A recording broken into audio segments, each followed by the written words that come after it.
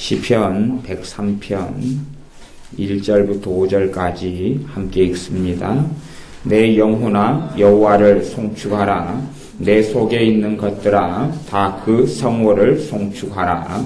내 영혼아 여호와를 송축하며 그 모든 은택을 잊지 말지어다.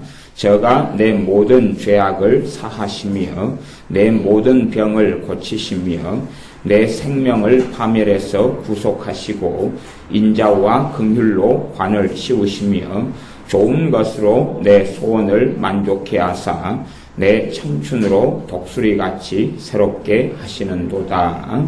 아멘. 시편 103편은 다윗이 성령의 감동을 받아 또 자신의 삶 속에서 고백하고 기록한 것입니다. 다윗같이 인생 속에서 환난과 질곡이나 어려움이나 이 사망의 음침한 골짜기를 많이 걸어간 사람도 찾아보기가 어렵습니다. 그런데 이 다윗이 하나님의 은택, 하나님의 은총과 하나님의 살아계심을 삶 속에서 정말로 많이 체험하면서 성령의 감동을 따라 기록한 것이 시편 103편입니다. 시편 103편 1절과 2절에는 내 영혼아 여호와를 송축하라. 송축이란 말은 가장 우리가 일상적으로 쓰는 말로는 찬양하라 이렇게도 바꿀 수가 있습니다. 내 영혼아 여호와를 송축하라. 내 속에 있는 것들아 다 그 성호를 송축하라. 내 영혼아 여호와를 송축하며 그 모든 은택을 잊지 말지어다. 그냥 우리가 형식적으로 부르는 어떤 찬양이나 찬송가나 노래가 아니라 다윗은 하나님의 살아계심이 자신의 삶 속에서 이모저모로 나타나는 것을 체험하고 누리고 살았습니다.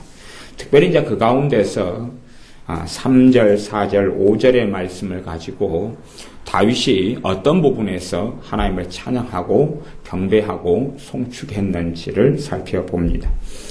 103편 3절 말씀, 저가 내 모든 죄악을 사하시며, 저가 내 모든 죄악을 사하시며. 믿음과 행함의 관계를 제가 요즘에 계속 말씀을 나누고 있습니다. 믿음과 행함의 관계는 그렇다 그랬습니다. 믿음이 포도나무라면, 살아있는 포도나무라면 행함은 포도송이나 열매가 해당됩니다. 그래서 포도나무가 정말 살아있다면 때가 되면 꽃이 피고 그리고 포도송이를 맺을 것입니다. 하지만 포도나무하고 포도송이는 다른 것입니다.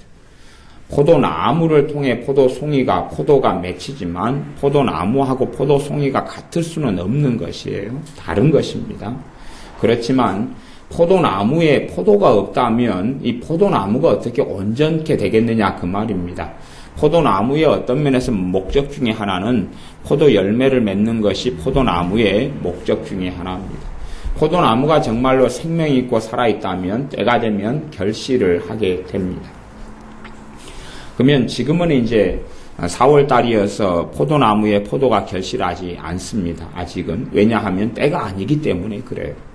우리가 믿음이 있어도 그 믿음을 통하여 열매를 거두는 것이 항상 되어지기보다는 어떨 때는 아직 잎이 나지 않았고 어떨 때는 이제 씨앗이 떨어져서 이제 싹이 나는데 열매를 바로 거둘 수는 없는 일들도 많이 있습니다.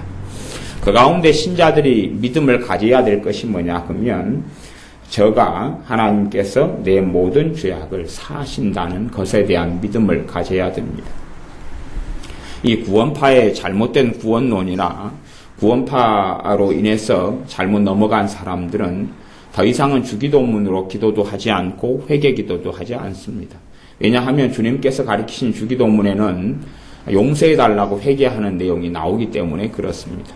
그래서 자신들의 모든 죄가 용서함 받았는데 회개할 필요가 어디 있겠느냐 하는 것이 구원파의 잘못된 가르침이나 교리에 들어가 있습니다.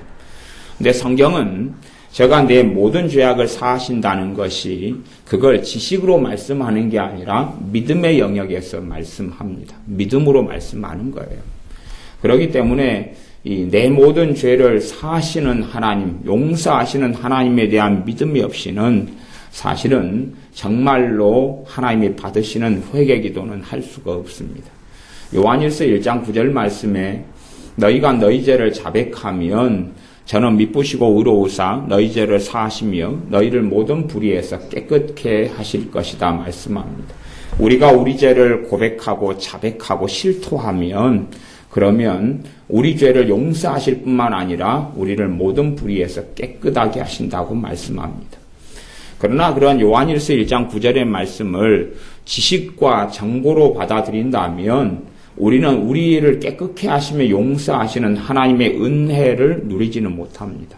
그러니까 성경에 얼마나 많이 하나님께 나오는 사람들의 죄를 용서하시는지가 많이 나와 있습니다. 근데 문제는 뭐냐 그러면 그 말씀을 믿음으로 받아들이지 않는 데가 문제가 있습니다. 믿음으로 받아들이질 않아요. 우리는 아마 우리의 도덕성과 양심에 따라서 생각하는 게 다 다른 것 같아요. 양심이 좀 더 이렇게 강팍한 사람들은 죄의 기준이 좀 더 이렇게 높습니다. 그래서 어지간한 것은 죄가 아니고 그리고 특별한 잘못 정도 돼야지 죄라고 생각하고 또 양심이 꽤 예민한 사람들은 사소한 것 하나라도 못 견디게 하는 부분이 생겨납니다. 가령 슈퍼에 갔는데 돈을 50원을 내가 거스름돈을 더 남겨왔다. 나중에 온 다음에 50원이 더 온 걸 알게 됐어요. 그러면 양심이 예민한 사람은 불편해한다 그 말이에요. 50원을 돌려줄 때까지는 불편해해요. 그런 사람들이 이제 실제로 자신의 삶에서 죄를 지었어요. 그러면 그 죄에 대해서 사소한 죄 정도는 주님 앞에 나아가서 용서해 주십시오. 그리고 용서를 받아들일 믿음이 있어요. 그러나 그 사람의 양심에서 좀 더 큰 죄인 것 같은 경우는 그냥은 용서해 주십시오. 그리고 용서해 주시는 것을 믿는 것이 어렵다 그 말이에요. 회개기도를 하는 사람들 또 하나님께 죄를 가지고 나아가는 사람들이 해야 될 것은요. 용서해 주시는 하나님을 믿는 믿음 다음에 회개기도를 하는 것입니다. 용서해 주시는 하나님을 믿는 다음에 회개기도가 가능한 것이에요. 그러지 용서해 주시는 하나님을 안 믿고 회개기도를 아무리 많이 해봐야 하나님이 용서하시는 은혜를 누리지를 못합니다. 5명의 안진뱅이가 있었습니다. 나이지리아에선가 멕시코에선가 있었던 일인데 유명한 한 치유 사역 하시는 목사님을 통하여서 휠체어에 앉은 안진뱅이만 해도 수백 명 이상이 일어난 일이 있습니다. 물론 지금도 아마 그러지 않은가 싶은데 제가 한 5년, 10년 이럴 때 들은 이야기이기 때문에 이제 안진뱅이 5명, 휠체어에 5명이 앉아서 치료받으려고 나왔습니다. 물론 우리 주님께 치료받으려고 나왔지요. 그런데 안진뱅이 5명이 그들에게 성령의 감동을 통하여 치유 사역하시는 이 목사님이 예수님의 이름으로 일어나 걸으라 그랬습니다. 5명 중에서 1명은 그렇게 생각했습니다. 내가 일어나 걸을 수 있다면 내가 왜 여기 왔겠냐고. 당신이 나를 이렇게 세워야지. 아니면 주님께서 나를 깨끗하게 만들고 치유를 해야지 내가 일어나 걷는 거지. 나한테 걷지도 못하는 내가 휠체어 타고 남이 밀고 끌고 왔는데 나한테 일어나 걸으라니 어떻게 그런 생각을 다 할까? 그리고 1명은 별로 반응을 보이지 않았습니다. 그런데 이제 4명은 반응을 보였습니다. 일어나 걸으려 그러니까 일어나 걸으려고 애를 썼어요. 하지만 이 사람들은 정상적인 사람도 아니고 다리도 정상적이지 않습니다. 어떤 사람은 선천적으로 태어날 때부터 문제가 있었고 어떤 사람은 교통사고 때문에 다리가 불구가 됐고 어떤 사람은 또 다른 이유 때문에 그렇고 그렇게 됐던 사람들입니다. 4명이 발버둥을 치다가 3명은 거꾸라졌습니다. 거꾸라졌단 말은 발버둥을 치다 보니까 다리에 힘도 없는데 움직이려고 그러니까 비틀비틀 하다가 쓰러졌다 그 말이죠. 휠체어에서 자빠지고 넘어졌습니다. 그런데 1명은 벌떡 일어나가지고 온 운동장을 뛰어다녔습니다. 그리고 하나님을 찬양했습니다. 이 5명의 인생이 안진뱅이 다리를 쓰지 못하는 장애인의 삶은 비슷합니다. 그냥 대동소이해요. 다리로 걸어 다녀야지 죄라도 좀 많이 짓지. 뭐 소경들도 죄 많이 지으려 그래도 눈으로 뭐 보여야지 음란하고 마음으로는 가능하지만 어릴 때부터 소경이 돼버리면 뭐 보는 게 있어야지 뭐 죄를 얼마나 짓지요. 이게 걷지를 못하니까 남의 집에 가 노름을 하려고 그래도 자기 발이 없는데 누가 데려가 줘야 되는 것이고 어디 술 마시러 가야 되는데도 누가 술을 사다 줘야지 술을 마시는 거지요. 어찌됐든 문제는 이제 한 명은 전혀 내가 고침받은 다음에야 나는 일어나겠다는 사람이에요. 일단은 그 사람은 제껴놓고 4명 중에서 3대1의 문제가 생겼습니다. 일어나 걸으라 성령의 감동으로 이야기할 때 4명 다 일어나 걸으려고 애를 썼어요. 왜 그러냐 그러면 그 전에 안진뱅이들이 치유되는 걸 자기들도 봤으니까 지금 치료받으러 왔어요. 근데 그 전에 휠체어에 앉은 많은 사람들도 일어나 걸으라는 말을 듣고 발버둥을 치다가 번쩍 일어나서 돌아다니고 치료가 됐어요. 20년 때로는 30년 교통사고 난 지 17년 된 사람도 고침받았어요. 그러니까 이게 노력을 해야 된다는 것까지는 봤어요. 일어나 걸으라 그러면 가만히 있어서는 안 된다는 것까지는 이들이 봤다 그 말이에요. 그런데 3명은 일어나 걸으려고 애쓰다가 자빠져 버렸고 1명은 일어나서 걸었어요. 차이가 도대체 어디 있느냐 하는 것이. 차이는 뭐냐 그러면 3명은 믿음이 없이 믿으려고 애를 썼습니다. 믿음이 없이 행하려고 애를 썼어요. 그러나 어떻게 휠체어에 앉은 다리가 쓸지 못하는 불구자가 일어나 걸을 수 있고 뛸 수가 있겠느냐 그 말입니다. 그러니 3명은 자빠질 수밖에 없어요. 그런데 1명은 뭐냐 그러면요. 이미 그곳에 그 복음이 전해지고 치유 사역이 있는 그 자리에 올 때부터 믿음이 있었습니다. 주님이 오늘 나로 하여금 오랜 세월 동안 걷지 못하는 서러움과 아픔에서 나를 치유해 주실 거라는 믿음이 있었습니다. 그리고 일어나 걸으라 할 때에 무엇으로 움직였냐 하면 믿음으로 행했습니다. 그것이 차이점입니다. 그게 차이점입니다. 많은 사람은 믿음이 없이 행하려고 그럽니다. 하지만 모조품이 될 수 있거나 아니면 바람을 잡으려는 것 같거나 지푸라기 같은 거에 불과합니다. 믿음이 있은 다음에 행하는 거지. 우리 주님께서 야이로의 딸, 회당장 야이로의 딸이 죽었는데 그 야이로의 딸을 살리시려고 야이로의 집으로 걸어가시는 중이었습니다. 무수히 많은 사람들이 주님을 떼밀고 군중들이 모여서 운집해서 주님과 함께 같이 걸어갔습니다. 그런데 그때 12년 동안 혈루증에 앓던 여인이 믿음을 가지고 주님의 옷자락에 손을 만졌습니다. 그때 주님의 능력이 흘러나가서 주님께서 많은 군중과 함께 걸어가시다가 멈추신 다음에 제자들에게 물었습니다. 누가 내 몸에, 내 옷에 손을 댔느냐? 그러니 제자들이 얼토당토하는 주님의 말씀이라고 생각했습니다. 아니 이렇게 많은 군중들이 떠밀고 가니까 주님의 옷에 한두 명이 손을 댔겠으며 주님과 몸도 막 부딪힌 사람도 많이 있었을 터인데 누가 옷에 손을 댔나니요? 그러니 주님께서 아니다. 내 옷에 손댄 사람이 있다. 무엇으로요? 믿음으로요. 다른 사람들은 주님과 부딪히고 충돌하고 떠밀고 그렇게 군중들이 수천 명이든지 수백 명 이상이 떠밀려서 야이로의 집으로 가고 있었는데 주님과 접촉한 사람은 많이 있었다 그 말이에요. 그런데 정말 내게 믿음을 가지고 손댄 그 사람이 있다. 누가 그랬느냐 그럴 때에 한 여자가 자신에게 일어난 일을 알고 주님 앞에 엎드려서 사정을 고했습니다. 이 여자는 그렇다고 성경 마태복음이나 마가복음에 누가복음에 기록되어 있습니다. 내가 주님의 옷자락에 손만 만져도 내가 고쳐지리라. 이미 이 여자는 믿음이 있었습니다. 대신에 이 여자에게 내가 주님의 옷자락에 손만 만져도 내가 고쳐지리라 믿었는데 직접 행하지 않았다면 아마 고침받지 못했을 것입니다. 그런데 이 여자는 믿음이 쓴 다음에 행했습니다. 내가 주님의 옷자락에만 손을 만져도 내가 고쳐지리라. 그리고 주님의 옷자락에 만질 때에 주님께로부터 치유하는 능력이 자신의 몸에 나타났습니다. 그리고 이 여자의 몸은 치유돼 가기 시작했습니다. 그런 중에 주님께서 이 여자와 대화하실 때에 안심하라. 내 믿음이 너를 구원하였다. 그때에 그 씨로 이 여자가 나으니라. 무슨 말이냐 그러면 아마 10인 혈루증 앓던 여인의 치유가 점진적인 치유였던 것 같아요.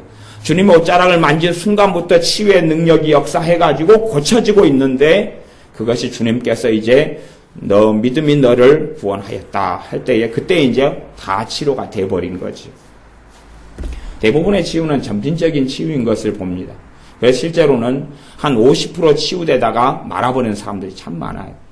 혹은 한 70% 치유되다가 멈춰버려가지고 뒤로 후퇴해버리는 사람도 많고, 그 다음에 치료된 다음에 내일 만났는데 다시 원상으로 돌아가 버리는 사람도 많아요. 왜냐하면 믿음을 잃어버리기 때문에 그렇습니다. 믿음을 잃어버린 사람들은 그렇습니다. 전에 한 할머니 한 명이 아주 심각한, 그분 나이가 한 80이 됐으니까 80살 때까지 우울증을 앓았으니까 오래 알았죠. 안 믿는 분인데 찾아오셨어요. 그래서 너무 극심한 우울증 때문에 소문 듣고 왔다고. 그래서 찾아오셔서 한 석 달간 예배를 같이 드리면서 우울증이 다 치료됐어요. 우울증이 다 치료된 다음에 이분이 헌금을 5만 원을 이렇게 내시면서 뭐 할머니니까 뭐 헌금 받고 뭐 그러려고 어떻게 예수님의 이름으로 치유하고 그러겠습니까? 근데 5만 원을 내면서 참 그게 서운했던 게 뭐냐 그러면 내가 이제 내 남편, 죽은 할아버지, 자기 남편 제사를 지내야 되니까 이제 하나님을 안 믿겠다 그러는 거예요. 그리고 이제 떠나가셨는데 한 달인가 2달 지난 다음에 다시 우울증이 그대로 다 들어와 버려가지고 다시 살려달라고 찾아오셨어요. 왜냐하면 믿음을 잃어버린 다음에는 다 그 하나님이 준 치유는 사라져버리거든요. 그걸 잘 알지 못하는 사람이 많아요. 자, 그러면 시편 103편 3절에 저가 내 모든 죄악을 사하시며, 하나님께서 너 모든 죄악을 사하신다라고 말씀합니다. 어떤 죄요? 모든 죄요. 경미한 죄, 가벼운 죄, 혹은 무거운 죄 같으면 너가 절반은 책임지고 절반은 용서해 주겠다. 무거운 죄 같으면 하나님께서 50%는 내가 용서해 주겠는데 너가 지금 형벌이 사람에게 강도나 상해를 해서 10년 형량이 떨어졌는데 내게 와서 회개하면 10년 형량을 50%로 줄여주겠다. 그건 무거운 죄니까. 그래서 5년 형량하고 5년 감형해 주겠다. 아마 성경이 그렇게 나왔으면 우리가 좀 믿기가 더 쉬울 것 같아요. 그러지 않습니까? 우리가 형법상으로 1년 이하는 다 용서해주고, 1년 이하는 하나님이 다 용서해주고, 2년째부터 10년 형량까지는 50% 삭감해주고, 그 다음 10년 이상 되는 것은 하나님께서 30%만 삭감해주겠다. 그렇게 성경에 기록되어 있으면 우리가 좀 더 믿기가 좋을 것 같아요. 근데 하나님께서는 모든 죄를 용서해 주신다라고 말씀해 버리셨습니다. 그러니까 문제는 우리가 믿기가 어렵습니다. 어떤 것은 믿기가 좀 좋냐 그러면 모든 죄를 용서한다 그럴 때 경미한 죄, 우리가 생각하기에 가벼운 죄, 사람에 따라 완벽주의적인 성향을 가진 사람들이 꽤 있습니다. 그런 사람은 딴 사람은 가벼운 죄라고 생각해도 그 사람에게는 굉장히 무거운 죄로 다가옵니다. 그래서 완벽주의적인 성향을, 저도 완벽주의 성향을 한 20년, 30년을 넘게 가지고 저도 오랫동안 살아왔는데요. 그래서 제가 친구들하고나 누구 만나 대화하고 난 다음에는 돌아오면 막 힘듭니다. 왜 힘드냐 그러면 제가 대화하면서 이렇게 말했으면 안 됐을 텐데, 이렇게 말했어야 했을 텐데, 왜 이렇게 말했을까 하는 것이 너무 많았거든요. 너무 많으니까 힘든 거예요. 대화만 끝나고 나면 왜 이렇게 말했지 나는? 이렇게 말할 걸? 저렇게 말할 걸 왜 이렇게 또 말했을까? 그게 힘들었어요. 또 왜 이렇게 행동했지? 이렇게 행동했으면 좋을 텐데. 그런 것이 한 30년 이상을 저를 참 많이 괴롭혔습니다. 왜냐하면 제게 가진 완벽주의 때문에 그래요. 완벽하게 살아야지만이 된다는 것. 또 특별히 완벽주의가 강해진 이유가 있었는데, 강해진 이유는 제가 예수님을 믿었기 때문에 강해졌습니다. 제가 예수님을 믿었는데 어느 때에는 완벽주의가 거의 별로 없었어요. 성령 충만하고 은혜가 충만할 때는 그게 오히려 없었는데 성령 충만을 잃어버린 다음에는 완벽주의가 더 세게 나타나는 거예요. 왜 그러냐 그러면 그 전에는 제 양심에 따른 기준만 가지고 있었는데 그 이후에는 하나님의 말씀 성경을 읽기 시작하고 배우기 시작하고 알기 시작하니까 성경의 기준을 가지게 되니까 완벽주의가 더 높아졌습니다. 예수님의 말씀들을 듣고 나니까 이제 그 기준에 맞춰 제가 살아야 되니까 은혜는 없지, 기준은 높아졌지, 그러니 마음의 고통과 번민도 더 많아졌던 때들이 있었습니다. 하나님께서는 이 말씀은 지금 다윗이 했던 이 하나님의 말씀을, 다윗은 선지자로서 사실은 살았습니다. 그래 다윗을 선지자라 그럽니다. 왕이지만 선지자의 사명을 감당했던 사람입니다. 이 다윗이라는 이 하나님의 사람이 선지자의 사명을 감당했던 사람, 시편에 기록된 대부분의 것은 선지자로서 지금 하나님의 말씀을 받아가지고 기록한 것이 대부분이지 그냥 개인으로서 기도하는 내용이라고 생각하면 참 곤란합니다.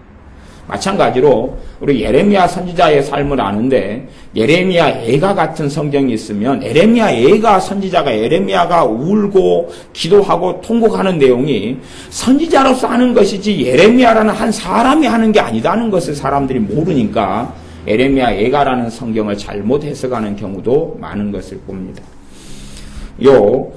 구약시대인데 하나님께서는 내 모든 죄악을 사하신다라고 말씀합니다. 구약시대인데 그래요. 구약시대인데 신약시대가 아니고 그냥 짐승의 피만 있고 주님께서 구원의 예표만 그림자만 있던 때에 그렇다 그 말이에요. 그러면 우리 주 예수님의 십자가와 피가 있는 신약에는 우리 주님의 복음이 있는 때에는 얼마나 놀랍겠느냐 하는 것을 우리는 기억해야 됩니다. 그런데 문제가 되는 것이 하나님께서 내 모든 죄악을 용서하신다는 게 문제가 됩니다. 왜냐하면 지식으로는 인정하기는 참 좋아요. 그런데 믿기는 어려워요. 그러니까 회개기도로 하나님께 나아가는 사람에게는 무엇이 필요하냐 그러면 하나님께서 너의 모든 죄악을 용서하신다는 것을 믿는 믿음이 필요합니다. 지식은 가지고 있을 수 있어요. 지식, 하나님께서 정보, 하나님께서 내 모든 죄를 용서하신다. 신학적으로 내가 인정하겠다. 구원파처럼. 지식적으로, 신학적으로 믿겠다. 인정하겠다. 하지만 그것은 용서의 은혜가 나타나지를 않습니다. 용서하신다는 믿음을 가지고 회개할 때에 내 마음이 변하고 삶이 변화되게 됩니다. 내 힘과 능력과 의지력이 아니라 하나님의 용서하심 때문에 그렇습니다. 어떤 죄를 지은 다음에는 마귀 역사가 에베소 4장 말씀대로 마귀 역사가 틈을 탑니다.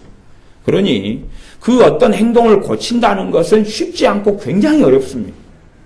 내가 어떤 행동이 잘못된 행동이 반복되어 오면 올수록 고치기는 정말 어렵게 되는데 왜냐하면 영적인 문제가 되고 더러운 귀신들의 역사가 이제는 관여하고 침투하고 침입해버리기 때문에 그렇습니다. 근심 같은 경우도 근심을 어쩌다가 간혹 하는 사람은 의지력이 많이 남아있어서 근심을 안 할 수도 있고 할 수도 있는 자유가 어느 때까지 있습니다. 그러다가 근심으로 더 찌들어가지고 많이 살아오신 분들은요, 근심을 안 할 자유가 없습니다. 근심거리가 없어도 근심하게 되는 놀라운 경지에서 살아갑니다. 근심거리가 전혀 없어요. 주님께서는요, 내일 일을 내일 염려하고 그날 괴로우면 그날에 족하다 그래요.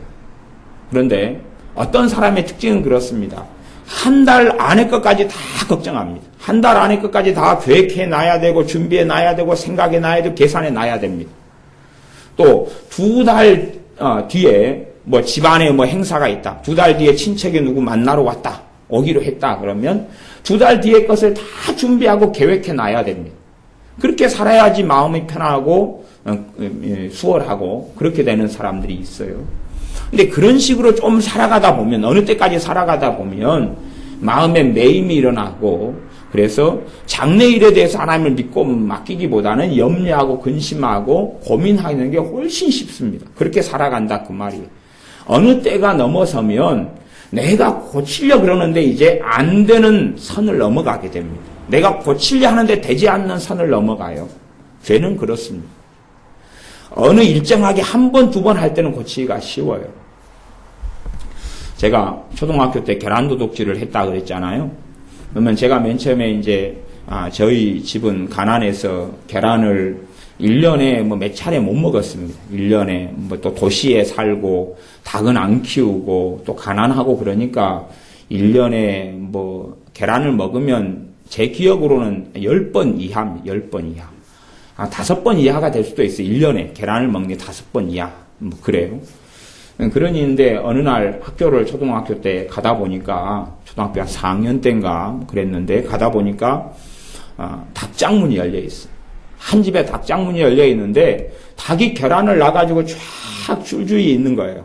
그 옛날 요즘 이제 닭장은 더 빽빽하고 막 더럽고 지저분하고 그런데 옛날 닭장은 훨씬 더 좀 상태가 좋았습니다. 좀 넓고 크고 막 그랬어요. 그러니까 계란을 쫙 나눴는데 그렇게 예쁘고 좋은 거예요. 그래서 가가지고 몇 개를 이렇게 딱 가지고 나왔어요. 보니까 주인도 없어요. 문은 활짝 열려 있고. 그래서 몇 개를 가지고 나왔죠. 훔쳤죠. 그리고 이제 그걸 가지고 학교를 갔어요. 이게 제가 계란은 그 전에 이제 섬에 있는 이모네 집에 방학 때 갔는데 거기는 그 화장실이 외양간 옆에가 있고 또 그 재를 가지고 이제 응아를 하면 덮어가지고 이렇게 치우고 그러는데 닭이 함께 거기서 살고 소도 거기서 살아요. 근데 제가 응아를 하고 있는데 닭님이 오셔가지고 그 앞에서 계란을 놓으시더라고요.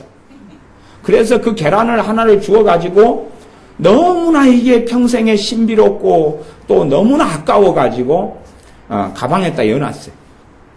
그 가방에다 넣어가지고 이제 여수 가서 먹으려고. 그러니까 넣어놨어요. 넣어놔가지고 방학이 다 끝날 때 돼가지고 와가지고 가방을 열어보니까 그게 완전히 오래된 후라이가 돼 있더라고요. 이게 계란이 깨져가지고 완전히 가방이 그냥 범벅이 돼 있다 그 말이에요. 말라가지고 굳어가지고. 이게 너무나 계란이 사실은 귀하기 때문에 제 입장에서는 계란 하나 발견하니까 가방에 애지중지 넣어놨는데 그게 깨져가지고 그냥 완전 아내가 가방 안에 난리가 났던 그런 일이 있는데 뭐 그런 것이니까 몇 개를 주워와가지고 그걸 가져가서 이제 산에 가가지고 그 깡통 통조림을 주워가지고 그 안에 깨가지고 넣어가지고 모닥불을 피워가지고 그냥 먹었어요. 그 다음에는 이제 그 계란의 맛을 잊을 수가 없으니까 또 닭장 안을 기웃거렸습니다. 근데 문이 닫혀 있을 때는 못하고, 문이 열려 있으니까 또 다시 이렇게 또 쓱싹하고. 이제 그것이 몇 번 넘어가니까 안 되겠더라고요. 닭장이 닫혀 있어도 주인만 없으면 닭장 밑 개구멍을 통해서 들어가는 비밀을 알아냈습니다. 그래서 닭장 밑을 통과해가지고 개구멍을 통과해서 훔쳐놓는 비밀을 알아냈어요. 그걸 몇 번을 해다 보니까 망보는 사람이 필요하겠더라고요. 그래서 친구 2명을 꼬셨습니다. 그래서 같이 하자.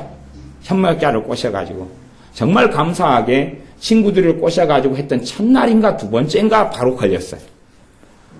3명이 다 동시에 도망갔는데 쇼다리 하나가 잡혀버렸어요.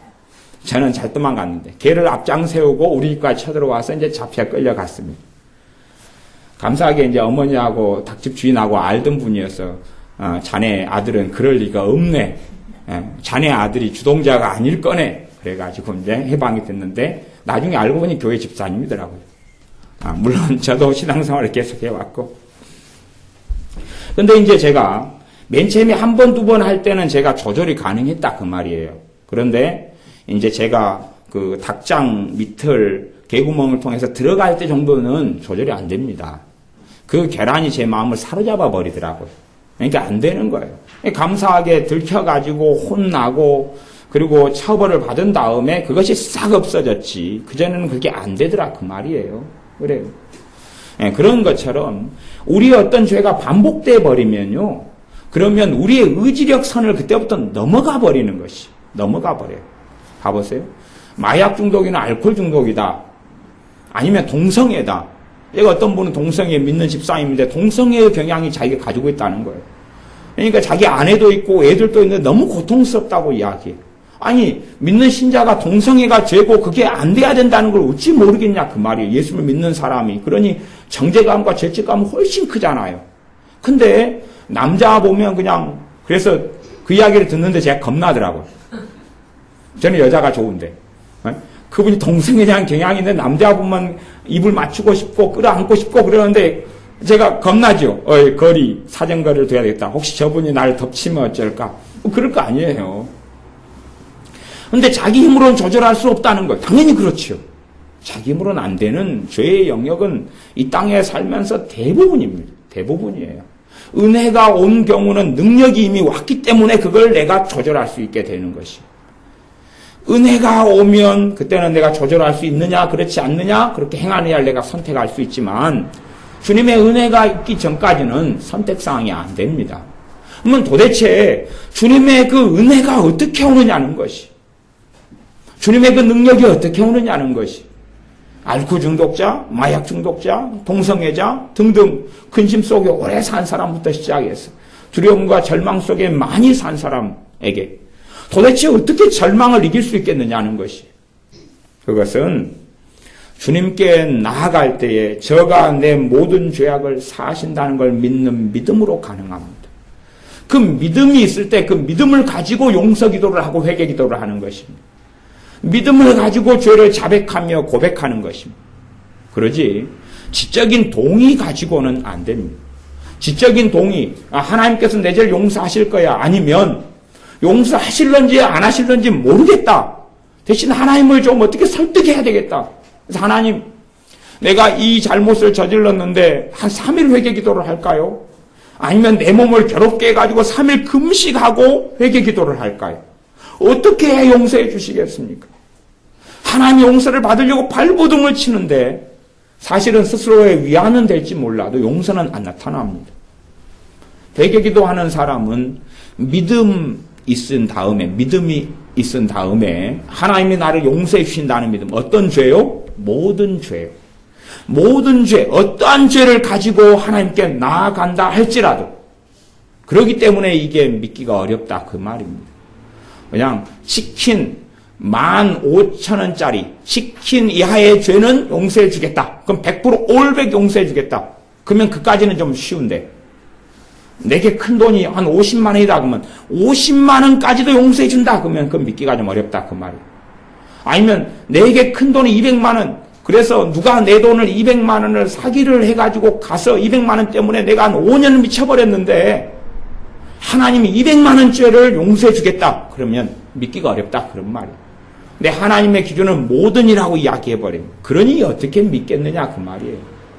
그냥 죄가 크면 클수록 교통사고처럼 작은 경미한 죄는 하나님이 쉽다 그냥 탕감해주고, 좀 더 크면 하나님이 9, 내 1, 좀 더 죄가 더 크면 하나님이 8 책임지고 내가 2 책임지고, 좀 더 크면 5대 5, 더 크면 이제 하나님 6, 하나님 4, 나 6, 더 크면 나 8, 하나님 2, 아주 완전히 커버리면 이제 하나님 책임 안 지고 내가 다 몸으로 때워야 되고 인생으로 때워야 되고 0대 10, 뭐 그렇게 된다면 좀 더 이해가 가능할 텐데, 도대체 무슨 일이 간데 어떠한 죄를 할지라도 하나님이 100을, 하나님이 10을 다 책임지시냐 그 말입니다. 그래서 우리가 믿기가 어려운 거예요.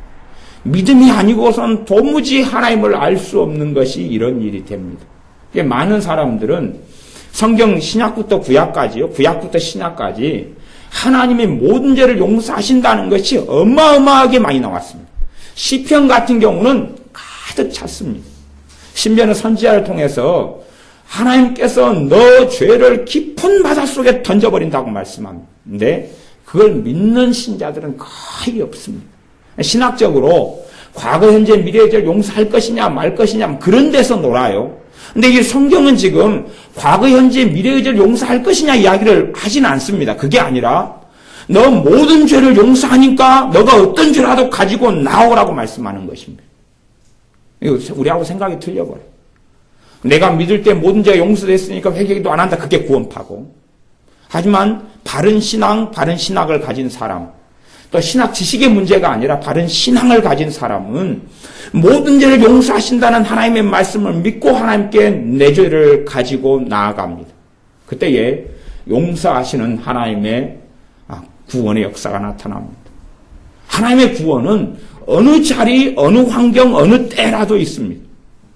내 죄가 용서돼야지만이 죄에 굴레해서, 죄에 억압해서, 죄에 매임해서, 얽매임해서 풀어질 것 아닙니까? 감옥에 있습니다.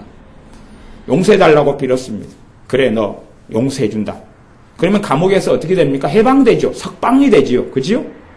내가 죄의 굴레를 쓰고 하나님께 나아가서 용서해달라 그럽니다.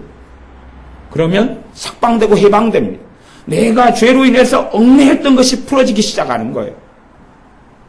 물론 사람 따라 믿음이 다 다르기 때문에 또 처음부터 큰 믿음을 가지는 건 불가능하기 때문에 믿음은 성장하고 자라가야 됩니다. 근데 하나님께서 우리를 용서해 주신다는 믿음을 반드시 가져야 됩니다. 어떤 죄요? 모든 죄요. 모든 죄요. 근데 어떤 분들은 제게 참 그 질문을 많이 들어요. 제가 설교 시간에 이야기하는 것은 제 설교를 듣는 분들은 저한테 그 질문을 하지 말라고, 제가 괴로우니까 제가 해놓는 거예요. 뭐냐 그러면, 내가 이 잘못이 있습니다.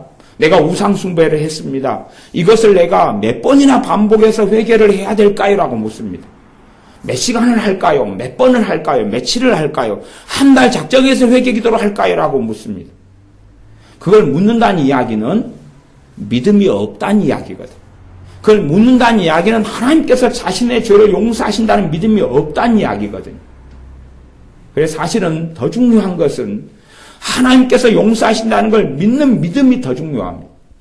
그러면 제가 이제 믿음 이야기를 합니다. 하나님 용서하신다는 믿음 이야기를 하면요, 듣는 사람들의 8, 9명이 10명 중에 8, 9명이 10중 8, 9가 어떻게 생각하냐 그러면 하나님이 용서하신다는 걸 알고 있어요. 그럽니다. 무슨 말이냐면 지식으로 이해하더라고요.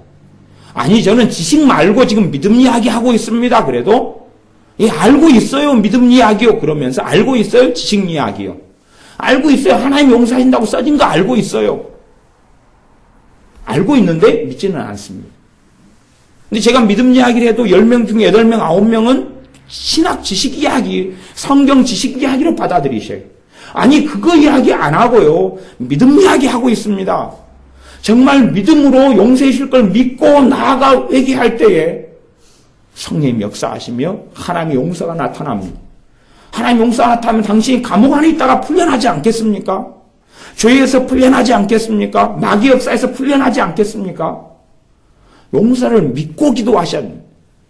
믿음이 먼저고 그 다음에 회개입니다.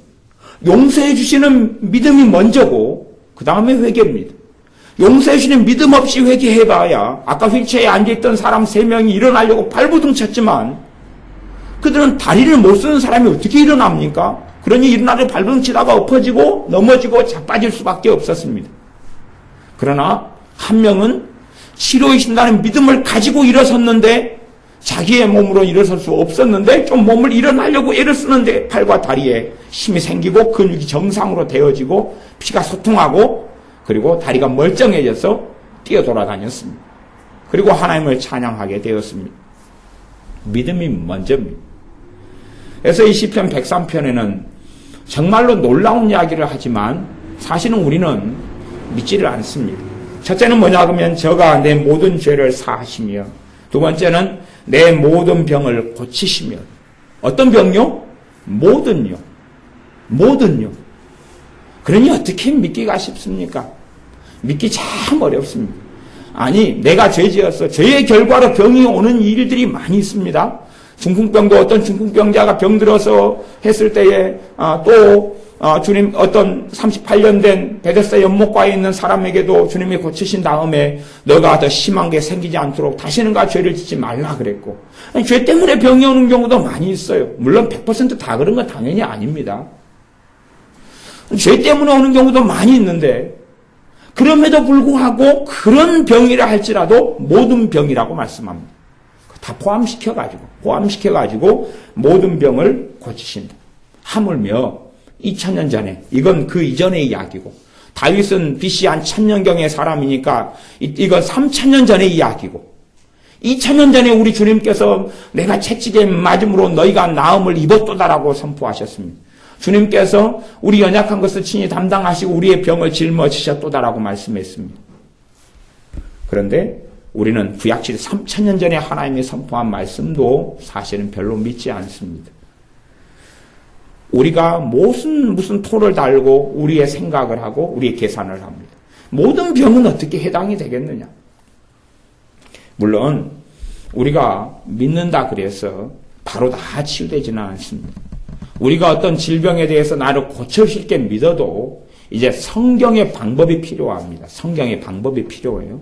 단지 믿는다 해서 그냥 고쳐지는 게 아니라 간혹 가다가는 믿고 그냥 고쳐지는 경우가 있는데 많은 경우, 대부분의 경우는 믿은 다음에 그 다음에 예수님의 이름으로 손을 얹고 기도하고 또 야고보서 5장 말씀대로 믿음의 사람들이 모여서 치유를 위해 기도하고 그렇게 할 때 고쳐진다고 말씀했습니다. 기름을 바르고 기도하고 그렇게 할 때 고쳐진다고 말씀했습니다. 병든 자에게 손을 얹은 즉 나으리라. 누구의 이름으로요? 예수님의 이름으로요. 그럴 때 우리 주님께서 영광을 받으시는 것입니다. 그게 이제 주님의 방법입니다. 믿음 다음에 정말로 믿으면 주님의 방법을 성경에서 말씀하신 방법을 찾아가지고 그대로 행하는 것이죠. 그럴 때에 그 믿음이 열매를 맺게 됩니다. 내 모든 병을 고치신다. 그러므로 그것을 믿고 믿은 다음에 치유 기도를 받고 믿음 다음에 주님께 치유를 위해 기도하는 것입니다. 내 병을 고쳐주실 걸 믿고 내 병을 가지고 치유를 위해 주님께 나가는 것입니다. 순서가 틀립니다. 많은 사람들은 믿음 없이 하나님께 무대포로 나아가 기도를 합니다. 아니, 우리가 어떤 걸 기도할 때 되면 가령 우리가 돈이 필요하다 그러면은 하나님 돈을 좀 주십시오. 지금 5천만 원이 필요합니다. 라고 기도할 때 되면 우리에게 먼저 필요한 것은 5천만 원을 놓고 얼마나 자주, 얼마나 많이, 얼마나 작정해서 기도하느냐가 아니고요. 주실 걸 믿는 믿음이 내게 있느냐의 확인이 먼저입니다. 그래서 그 믿음 다음에 그 믿음이 없으면 액수를 낮춰야지요.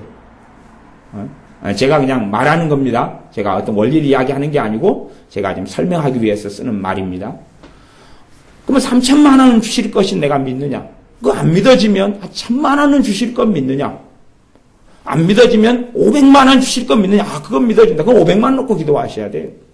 그 다음에 500만 원을 주님께서 주십니다. 우리는 믿음이 먼저 있는지를 확인하지 않아요. 내 자녀들을 하나님 도와달라고 기도하면 내 자녀를 도와주실 줄로 먼저 믿느냐를 확인하셔야 돼요. 그러지 10년 동안 자녀를 하나님께 쓰임받게 해달라, 자녀들이 사람 무시하게 해달라, 자녀들이 삐뚤어온 것이 바로잡히게 해달라 기도를 해봐야 필요가 없습니다. 성경은요, 너희가 믿음으로 기도하지 아니하면 무엇이든지 주께 얻기를 생각지 말라고 야고보서 1장에 말씀합니다. 이 믿은 다음에 기도하는 것이 기도한 다음에 하나님 주시면 과연 내가 하나님이 주셨으니 내가 응답해 주신 걸 믿습니다. 그러는 게 아니에요. 물이 누가 저한테 물을 주니까 물이 제 손에 있는 걸 제가 믿습니다. 그러겠습니까? 이건 믿을 필요가 없는 것이에요. 믿음은요, 있기 전에 믿는 것이지 있은 다음에는 그 다음에 믿음이 필요가 없어요. 아니, 손에 다 쥐어졌는데 내가 믿습니다. 그러면 내가 지금 옷 입고 있는 걸 믿습니다. 그럼 어찌 그게 믿음이에요? 옷이 없는 상태에서 하나님 옷 주십시오. 그리고 옷 주실 줄 믿습니다. 그럴 때 하나님 옷을 공급해 주시고 감사합니다. 내 믿음의 기도에 응답해 주셨군요. 주님을 찬양합니다. 그렇게 하는 거지요. 있기 전에 믿음이 먼저예요. 히브리서 11장 1절 말씀에 믿음은 바라는 것들의 실상이요 보지 못하는 것들의 증거니 선진들이 이로써 증거를 얻었느니라.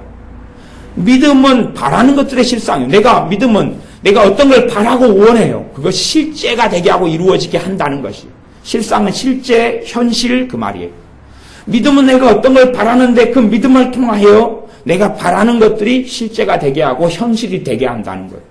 이게 믿음이 먼저예요. 믿음이 먼저. 기도 전에 믿음이 먼저예요.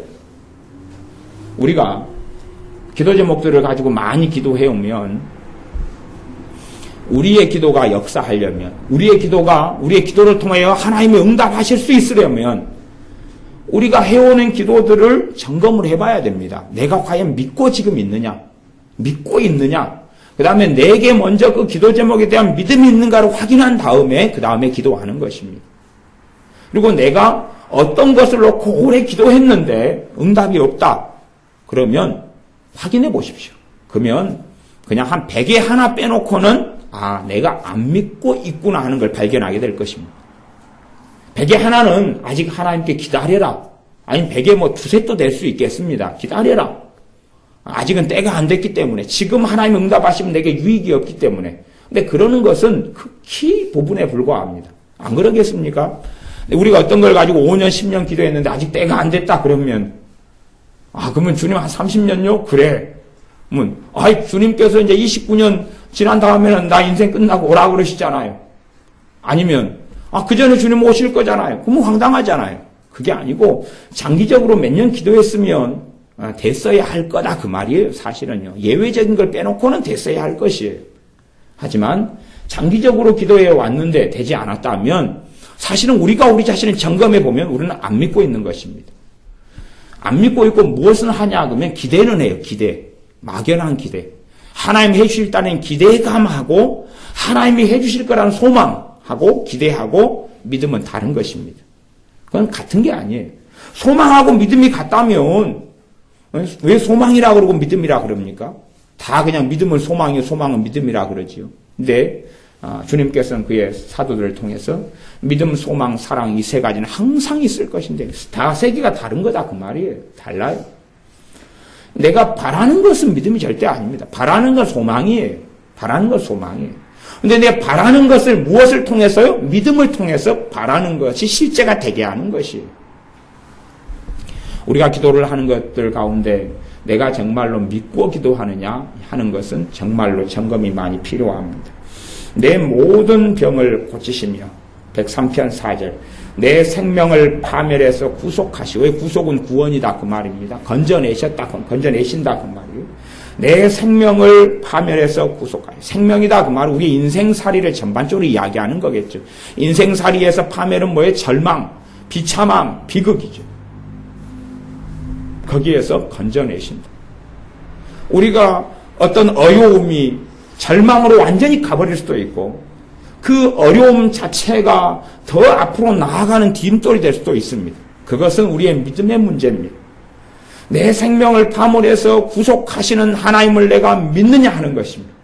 내 생명을 파멸해서 구속하시는 하나님을 믿느냐 하는 것입니다. 하나님이 내 아버지시기 때문에 우리 주 예수님의 십자가를 통하여 이 구약보다 훨씬 더 좋은 약속을 우리는 받았습니다. 히브리서 말씀에 너희는 더 좋은 약속을 받았다. 더 좋은 언약을 너희는 가졌다라고 말씀합니다.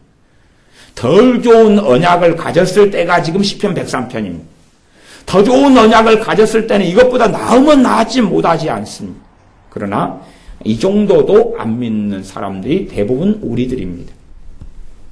인자와 긍휼로 관을 씌우시며 관은 머리에 쓰는 거죠. 머리에 하나님의 인자하심, 하나님의 긍휼하심. 인자는 사랑이고 긍휼은 자비입니다. 하나님의 사랑과 하나님의 자비로 우리의 머리에 관을 하나님이 씌우셨다. 하나님의 사랑과 하나님의 자비로 우리의 머리에 관을 씌우신다 하는 걸 믿는 믿음입니다. 그래서 성경은 믿음이 아니고서는 말씀은 절대 우리의 삶 속에서 체험되지 않습니다. 또한 믿음이 아니고서는 하나님의 말씀은 제대로 깨닫고 알 수가 없습니다. 이것을 신학적인 체계와 신학적인 지식화로 만들어 놔봐야 생명도 없고 능력도 없습니다. 시편 103편 5절 말씀 좋은 것으로 내 소원을 만족해 하사 내 청춘으로 독수리같이 새롭게 하시는도다. 좋은 것으로 내 소원을 만족해 하신다.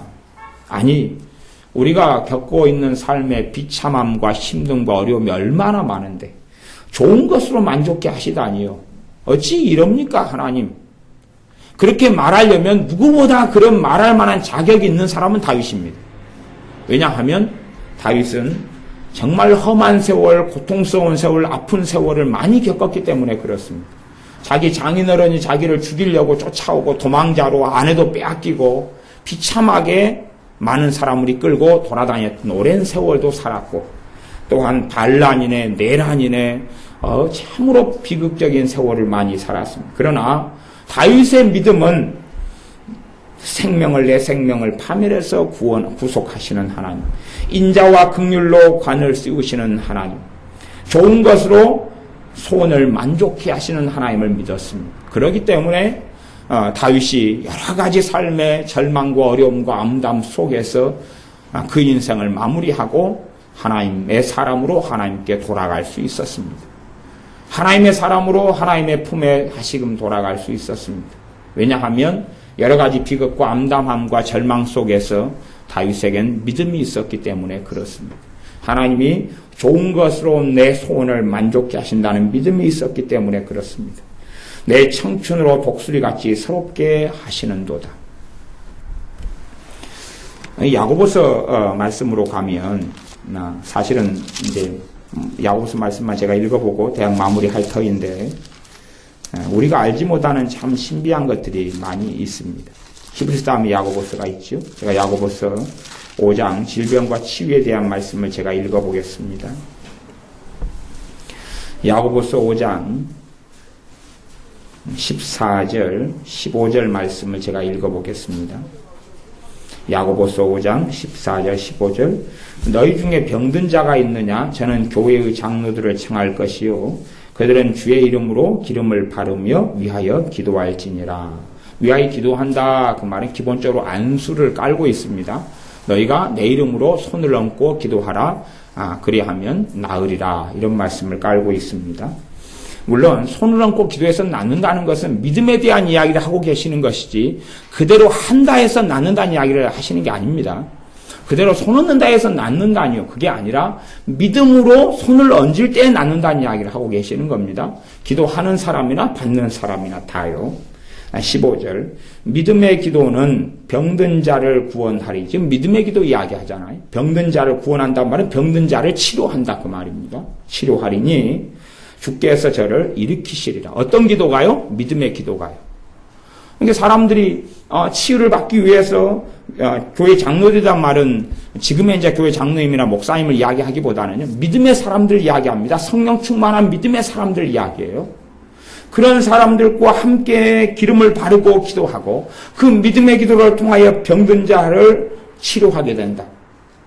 주님께서 그 사람을 이들의 믿음을 통하여 일으키신다는 것입니다. 혹시 그 다음에 이제 놀라운 이야기가 이 15절 하반절에 나와 있는데요. 혹시 죄를 범하였을지라도 사하심을 얻으리라 그럽니다. 이 병든 것이 치료될 뿐만 아니라 죄까지도 용서함을 받는다 그 말이에요. 그 사람이 병든 것이 치유될 뿐만 아니라 죄까지도 용서함을 받는다고 이야기합니다. 그래서 제가 아까 시편 103편에 내 모든 죄를 사하신다는 하나님의 말씀이 대소하여 신구약 성경에 다 이루어져 가는 겁니다. 우리의 삶 속에 반드시 하나님께 나아갈 때에 우리의 모든 죄를 용서하시는 하나님을 믿으셔야 됩니다. 우리의 모든 죄를 용서하시는 하나님. 내가 좀 더 경건하고 내가 좀 더 바르고 내가 좀 돈이 많다 그러면은 아마 우리는 더 편안해할지 모르겠습니다. 헌금을 많이 내가지고 대가를 치른다고 생각할 수도 있고 아니면 기도 생활을 많이 하시는 분은 나는 기도 생활을 많이 해서 대가를 치른다고 생각할 수도 있고 또 전도를 많이 하는 분은 내가 전도를 많이 하니까 대가를 치른다고 생각할 수도 있을 겁니다. 하지만 하나님의 은혜는 한량 없어서 아무런 대가를 치를 수 없는 사람 또한 하나님의 용서는 대가를 치루어서 받을 수 있는 것이 아닙니다. 대가를 치를 수 없습니다. 내 모든 죄를 용서하신 하나님을 믿으셔야 돼요. 나아가서 내 모든 병을 하나님이 치료하시고 고치시는 것이 하나님의 뜻이라는 걸 믿어야 됩니다. 때로는 죄로 인하여 어떤 병이 왔다 할지라도 내가 그 죄에 대한 대가를 병을 통해 치를 수 없는 것입니다. 내 병을, 내 모든 병을 고치시는 하나님 아버지를 믿어야 됩니다. 또한 나아가 우리의 삶 속에 하나님의 인자와 긍휼로 관을 씌우시며 우리의 영혼을 좋은 것으로 만족해 하신 하나님을 믿어야 됩니다. 그때에 고난 중에 형통함을 누릴 것이고 문제 중에 어려움 중에 낙심거리 중에 소망을 발견하고 피할 길을 얻으며 하나님의 살아계신 은혜의 역사를 보게 될 것입니다. 그걸 다윗이 체험하고 누리기 때문에 앞에 여호와를 송축하라 그리고 쫙 내 영혼아 여호와를 송축하라 그리고 찬양이 나오는 것입니다. 누리고 이 믿음을 통하여 하나님의 살아계심을 누리고 살기 때문에 그렇습니다. 우리에게도 다윗과 같은 동일한 믿음 또한 하나님의 말씀을 가지고 나아가서 우리가 죄를 용서하시는 하나님을 믿고 나아갈 때에 죄에 얽매였던 것들이 거기서 풀어나게 됩니다. 하나님의 용서가 나타날 때 죄로 얽매였던 마음, 심령, 삶, 저주의 역사, 마귀의 역사들이 거기서 끊어지고 물리치고 해방되기 시작합니다. 왜요? 하나님의 용서가 나타나기 때문에 마귀도 죄도 우리를 얽매일 수가 없기 때문에 그렇습니다. 하지만 믿음 없이는 회개 기도를 아마 100일을 작정해서 한다 할지라도 아무런 열매가 없을 것이고 심지어는 1년 내내 잘못했다고 용서해달라고 봐달라고 잘못했다고 베갯잎을 항상 눈물로 적시면서 기도한다 할지라도 아무런 것이 없을 겁니다. 오히려 마음만 더 죄책감, 정죄감, 비참함 속에 많이 들 겁니다. 한 가지 이야기만 하고 말씀을 마무리하겠습니다. 어떤 권사님이 계셨는데 그 권사님이 자신의 어떤 치부, 자신의 어떤 말로 밝힐 수 없는 죄를 가지고 한 반년 이상을 회개기도 하셨어요. 반년 이상을 그걸로 하나님 용서해달라고 그렇게 기도했어요. 반년이 지난 다음에 절망이 찾아왔어요. 우울증이 찾아왔어요. 왜냐하면 하나님 자신을 용서 안 하셨기 때문에. 무슨 말이냐 그러면 그 죄를 가지고 하나님께 회개기도 하는데 용서해달라고 그렇게 기도했는데 하나님 용서하신다면 자기 마음에 죄책감을 없애달라고 그랬어요. 하나님이 용서하신다면 내 마음을 시원케 해달라고 그랬어요. 그런데 6개월 동안이 넘게 그렇게 기도했는데 자기 마음의 죄책감, 정죄감이 갈수록 심해지는 거예요. 결론을 내렸죠, 이 권사님이. 하나님의 나 용서할 수 없다는구나. 하나님의 나 용서할 수 없다는구나. 그러니 우울함이 그대로 우울증이 발생하고 들어올 수밖에 없어서 이제는 죽으려고 준비하였습니다. 사실은 이분은 거꾸로 가고 잘못 간 것입니다. 왜냐하면 이분이 말로 할 수 없는 죄가 있다 할지라도 하나님의 용서는 내가 지은 모든 죄를 덮을 수가 있습니다. 아니 우리 주 예수님의 피는 내 모든 죄를 덮을 수가 있습니다. 그렇기 때문에 나를 용서하시는 하나님을, 나를 용서하시는 우리 주 예수님을 믿고 이 권사님이 기도하셨어야 되는 겁니다. 하지만 그건 믿을 수 없고 하나님 나 용서하신다면 내 마음에서 해방되게 해주십시오. 그 용서하신다면 죄책감이 없어지게 해주십시오. 그 용서하신다면 내 마음 안에 그저로 인한 번민과 후회가 없게 해주십시오라고 기도했습니다. 그러나 6개월이 지나도 더 심해지기 때문에 하나님이 나 용서하지 못하신다는구나. 다른 말로 하면 하나님이 나 버리셨구나. 하나님이 나 외면하셨구나. 몇 년을 외면하실지 모르겠지만 지금 현재는 하나님이 나 외면하셨구나. 그러니 이제는 어떻게 나는 살아야 되나? 하나님이 아니면 예수님이 아니면 나는 살 수 없는데 6개월 동안 그렇게 기도하고 찾았건만 내 이 허물을 용서하실 수 없다는구나. 그렇게 결론을 내리셨다 하는 겁니다. 다시 이야기하면 그 전에 있던 믿음까지도 이 권사님이 내려놔버렸고 버려버렸기 때문에 우울증이 들어오고 마귀 역사를 통하여 번뇌가 있고 삶 속에 절망이 나타나고 말았습니다. 거꾸로 가버린 것이. 하나님의 자녀는 이 말씀을 가지고 있습니다. 이 성경 말씀 66권 가운데 하나님께서 내 모든 죄를 용서하신다는 것, 하나님께서 우리 죄를 용서하신다는 것은 선지자를 통해서 계속 말씀, 이사야 선지자, 다윗, 또 예레미야, 다니엘, 무수히 많은 선지자를 통해서 우리 주님을 통해서 또한 사도들을 통해서 계속하여 말씀합니다. 하지만 우리는 안 믿으려 그럽니다. 우리가 보기에 죄가 용서를 그냥 받을 수 없다 생각하면 안 믿으려 그럽니다. 사람도 그러잖아요. 그 호의나 사랑을 베풀 때에도 사람의 기준이 다르기 때문에 적당하게 베풀면 좋은 것 같아요. 그 사람이 받을 기준을 좀 넘겨가지고 주면 그때부터 부담스러워하는 거예요. 이게 나 10,000원짜리 선물까지는 편안하게 받고 20,000원이 될 때부터는 이제 부담스러운 거예요. 그래서 사람도 거부해버리는 그런 일들을 종종 봅니다. 그 사람의 마음의 기준은 그런 거예요. 10,000원까지는 내가 큰 부담 없이 받겠다. 그래서 저도 그런 분한테는 그 사랑을 베풀려면 그렇게 하라고 제가 간혹 조언해요. 그분한테는 커피 타주고 껌 사주고 사탕 사주면 된다 그래요. 더 부담스럽게 하지 말고, 그리고 딸기 사줘도 5,000원 이하에서 그분이 부담을 안 가져야 사랑을 거꾸로 받아요. 10,000원짜리 딸기 사주면 부담이 돼가지고 그 다음에 그분이 오면 미안해요. 그리고 오면 없는 돈 구워가지고 딸기 대신 오렌지를 사가지고 보냅니다. 이제 이게 사랑의 관계가 이어지질 않아요. 그것이 우리의 처지예요. 아니 사람 사이에는 그럴 수 있어요. 사람 사이에는 그럴 수 있어요. 하나님께는 그러면 안 됩니다. 하나님께는 내가 어떻게 갚을 거가 될 수가 없습니다. 사실은 받을 뿐입니다. 그 은혜를 받을 뿐이고 용서를 받을 뿐이고 사랑을 받을 뿐입니다. 그리고 용서받는 하나님의 딸 아들로, 사랑받는 하나님의 딸 아들로 하나님께 나아가야 합니다. 우리는 거룩하신 우리 주 예수님의 피를 가지고 있고 우리 주 예수님의 이름을 가지고 있습니다. 그러므로 주님의 이름으로 가지고 아버지께 담대히 당당하게 나아가야 합니다. 기도하겠습니다. 우리가 믿음이 있은 다음에야 믿음으로 회개하고 믿음이 있은 다음에야 믿음으로 질병의 치유를 위하여 구하고 하나님께 나아가고 믿음이 있은 다음에야 우리의 환난과 고난과 어려움 중에 믿음을 가지고 하나님께 기도하고 구할 때에 아름다운 결매들, 결실들, 하나님의 은혜의 역사들을 누리고 체험하고 얻을 줄로 믿습니다. 우리가 지금까지 믿음이 없이 막연하게 하나님을 설득시키려고 하나님 말씀에 기록된 것들을 외면하고 구하고 기도하며 살아왔던 어리석음을 고백하며 회개합니다. 이제는 먼저 믿은 다음에 하나님께 나아가는 우리들 되게 하여 주시옵소서. 우리의 모든 죄를 용서하실 전능하신 하나님을 너가 믿느냐? 라고 말씀하실 때에 우리가 믿습니다 하고 우리의 죄를 가지고 아버지께 나아가는 우리들이 되게 하셔서 하나님 용서하심이 나타나 죄의 얽매임에서 풀어지고 저주가 떠나가고 귀신들의 역사가 떠나가고 매임과 절망과 탄식이 떠나가고 하나님의 주시는 기쁨의 관을 삶 속에서 우리에게 좋은 것으로 만족해 하시는 하나님의 사랑과 자비를 누리는 하나님의 아들, 딸들이 우리들이 되게 하여 주시옵소서. 예수님의 이름으로 기도하옵나이다. 아멘.